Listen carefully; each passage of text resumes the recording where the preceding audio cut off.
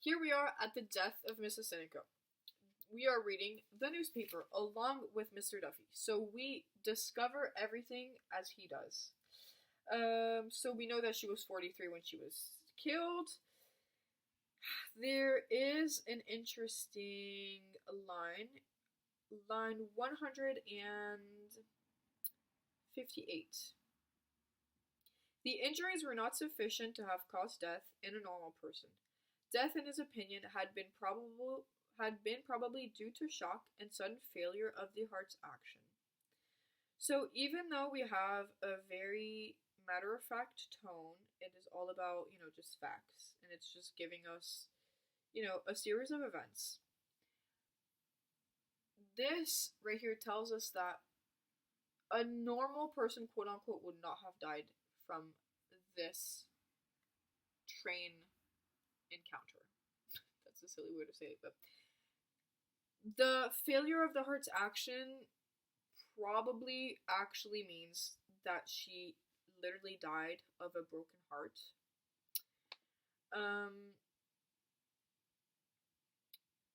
The tone of this entire newspaper is very factual. It's very cold and detached, as most of the story has been, but this is even more so. Very just straight to the point.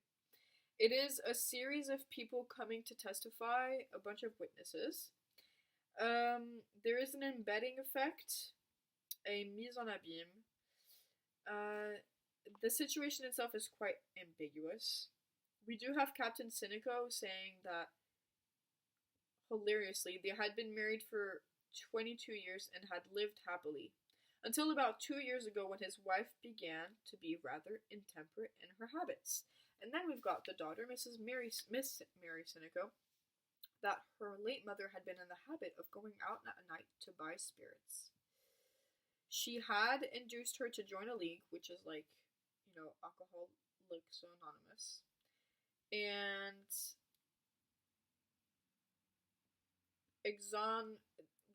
the jury returned a verdict in accordance with the medical evidence and exonerated Lennon from all blame. Lennon is the driver of the engine, so he is not to blame. But funnily enough, the end of it,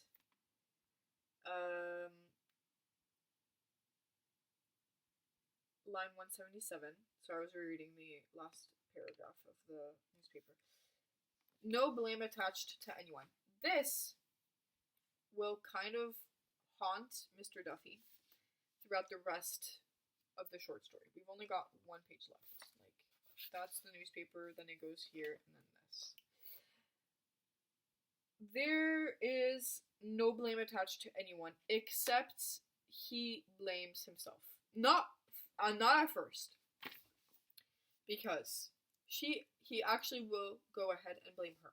So, right back to Mr. Duffy raised his eyes from the paper and gazed out the window. So, here we have the the river coming back, which was at the very beginning. The empty distillery. Again, death. From time to time, a light appeared. And then, we've got an interesting shift in the story. We now have free indirect thought in the past tense, which is mixed with a mix of discourse. Discours direct without quotation marks and reported speech. So it's very fluid, but it is free indirect thought. We know this because of the exclamation marks. We are now in Mr. Duffy's mind. What an end! The whole narrative of her death revolted him, and it revolted him to think that he had ever spoken to her of what he held sacred.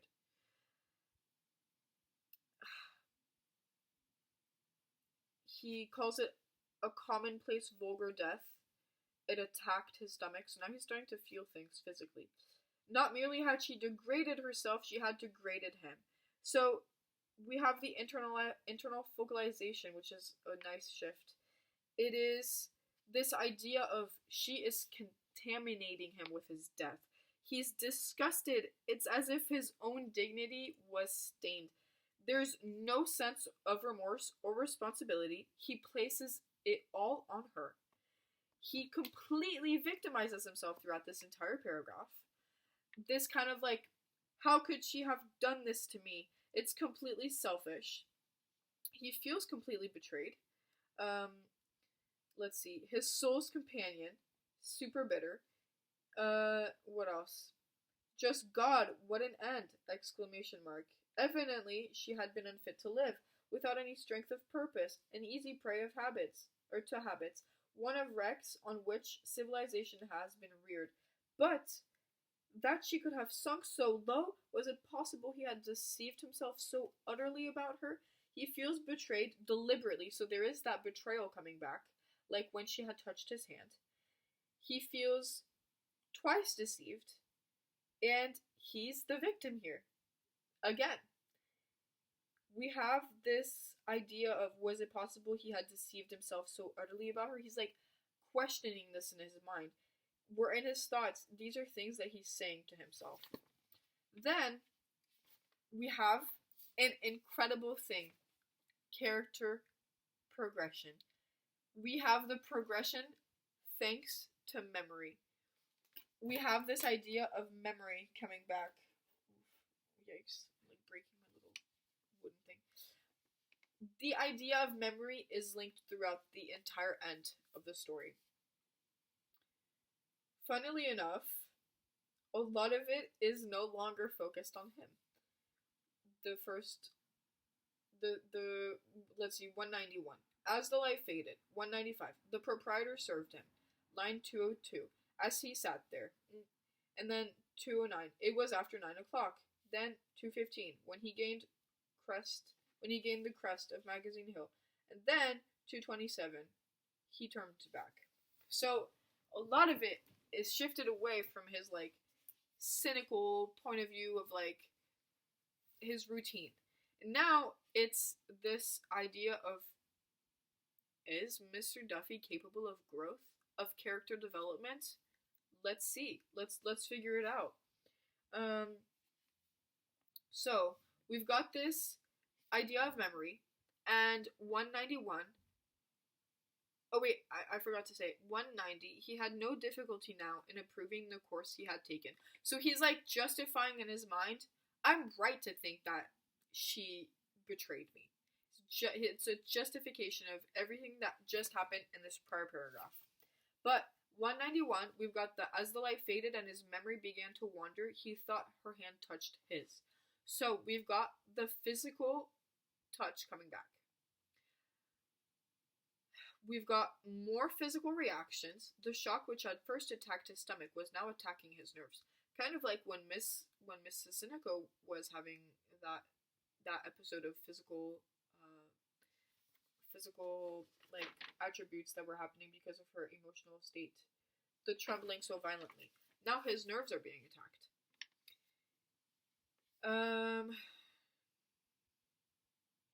Let's see. Then he goes out somewhere and he drinks.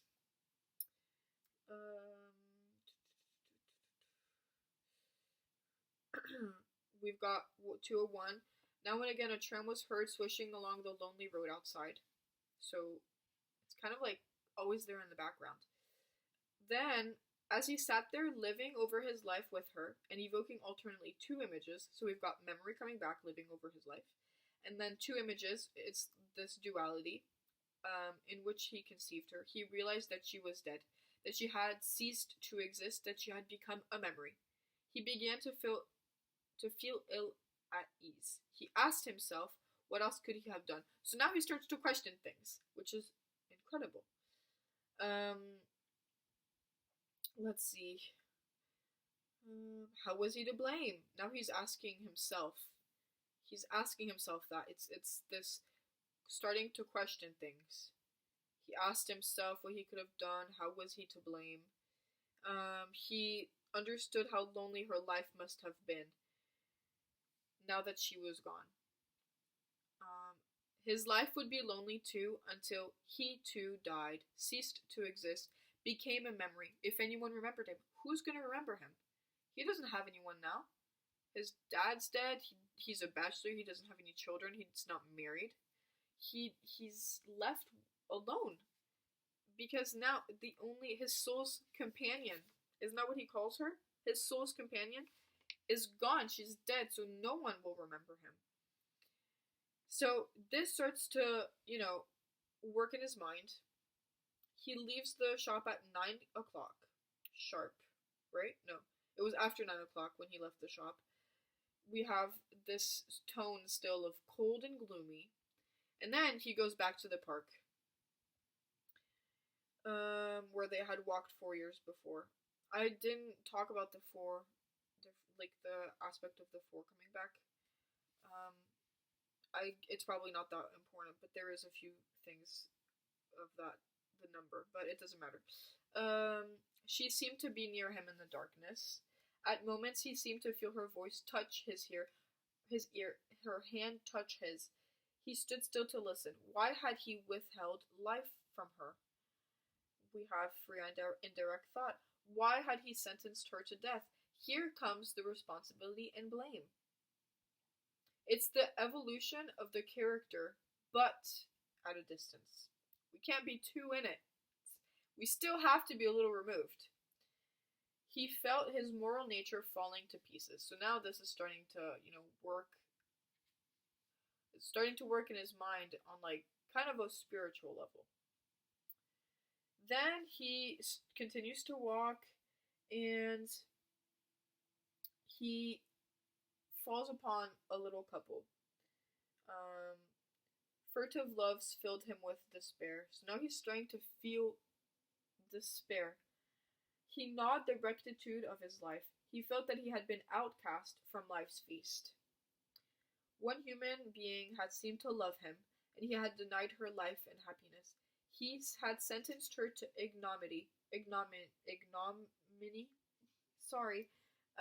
death of shame. He knew that the prostrate creatures down by the wall were watching him and wished him gone.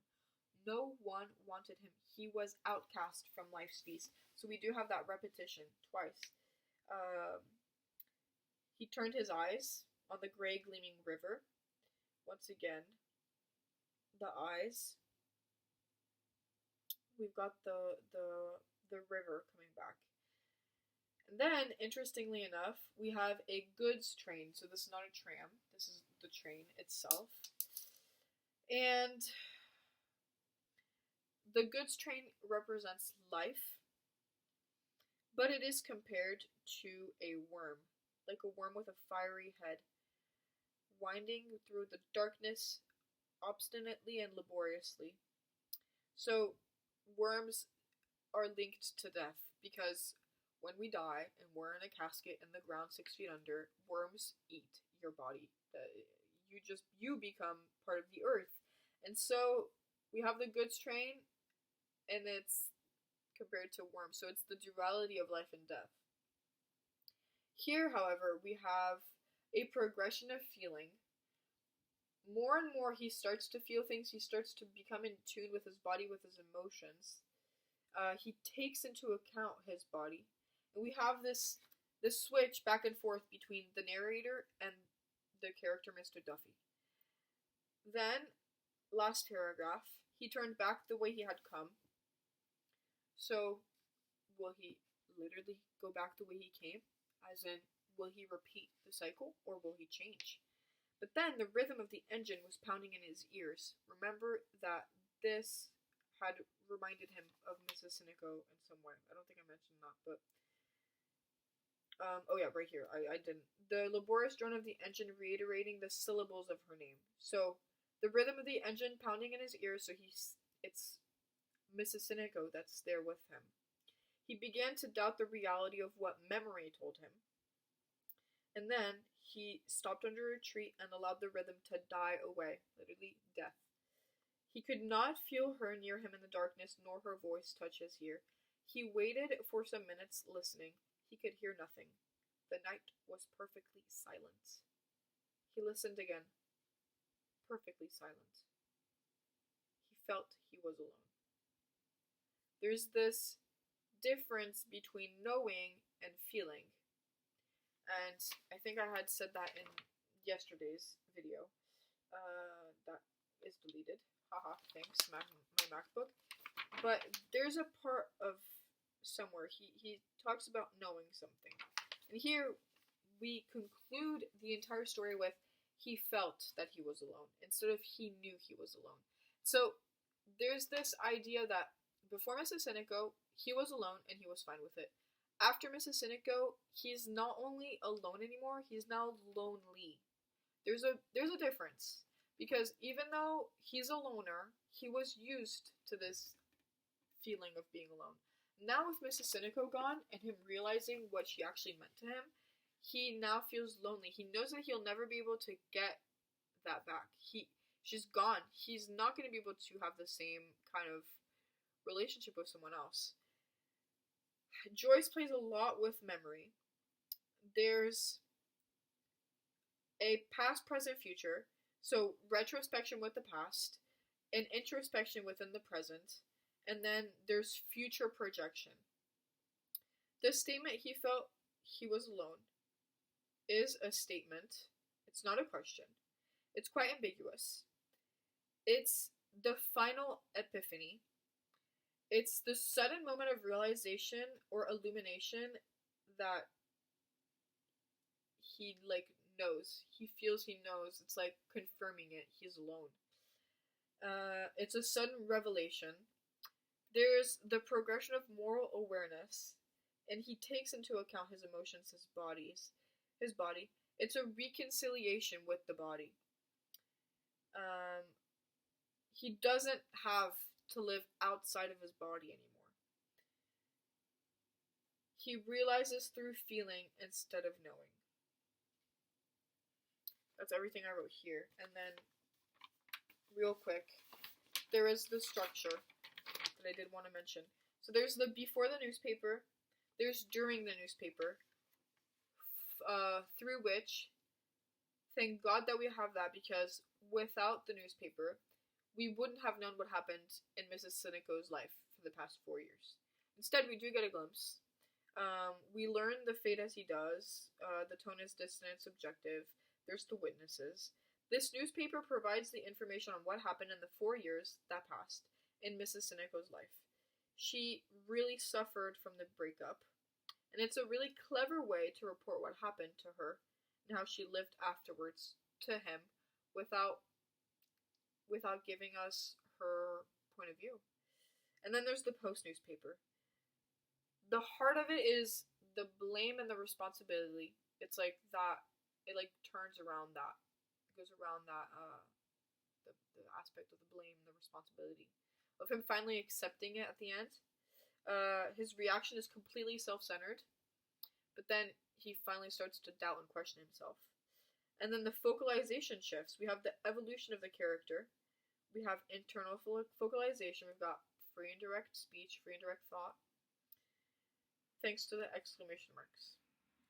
So, organizational-wise, there's the living on the outskirts of life, living on the peripheral. What did I say? Peripheral. There's the duality and unlived possibilities.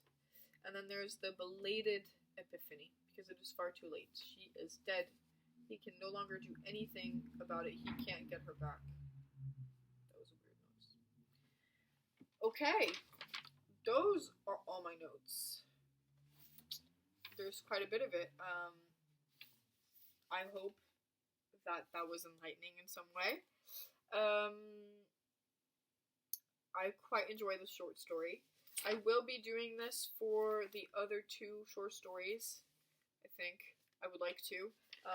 It's going to take a little bit more research on my end, so I will have to put work into that. I'll probably do that now. It's 9 p.m., so I will get to doing that. Thank you for watching. I hope this helps your studying. And if you do have any questions, you can just send me a message and I'll answer, and I'll do even more research if you want me to. No worries. And I can also send the document that our teacher posted. Yeah. Thank you. Sending you lots of love and good luck. You got this. Believe in yourself. Say bye, Felix.